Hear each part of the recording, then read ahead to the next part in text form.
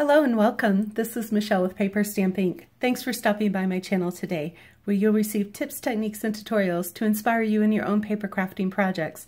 Now, if that sounds like something you'd benefit from, make sure to tap that red subscribe now button down below, ring the bell, and you'll get notifications of future videos. I'm going to show you today how to do a simple card that you'll be happy to send to anybody and your recipient will love to receive.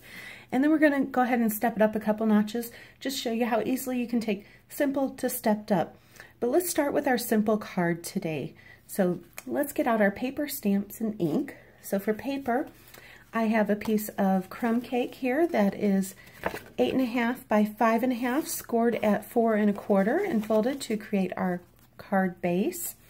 I then have a piece of Whisper White that is 4 by 5 1/4, and I have already stamped an image from our stamp set down in there. That's going to be our inside panel. Just remember to dress up your inside pieces a little bit. It always adds more interest to your cards. I've got our Coastal Cabana.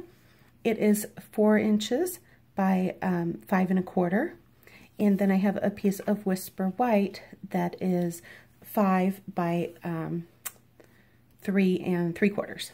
Okay, so those are our pieces that we have to start with, and let's go ahead and get to our stamping.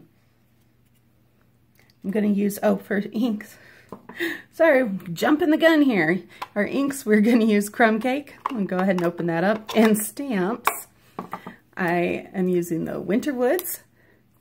This is a beautiful set. I love this tree too, but today we are going to use these bare trees, the winter look trees. And I didn't need a Christmas card, I needed a thank you card, so I pulled from Thankful Thoughts, which has a lot of wonderful sentiments. I pulled this simple thank you stamp from there. I've already got those mounted on my blocks. Now when I have a big image like this, I like to go ahead and stamp, bring my ink pad to my stamp. It just allows me to get better coverage, I feel. And I'm going to place this slightly off center just because my thank you is going to be down there in the corner. Give that a press, let that ink set in. And there we've got a beautiful stamped image. And come in with my thank you. And we're just going to put this down. In that lower right corner, I got a little smudge there. So don't rock your stamps or you'll end up doing what I just did. So let's go ahead and roll with this though, because I'm going to go ahead and end up using that in my stepped up version when I send this out. So my adhesive of choice is also my Tombow Mono Multi. You know, stepped up doesn't always have to be just because you want a more elegant card. Sometimes stepped up versions are great for covering up some of our little blips and bloops. So this is using the pine cone, and I did use a soft suede versus crumb cake on this pine cone just because I had this out doing another version of these cards, and I stamped all my inside pieces at the same time.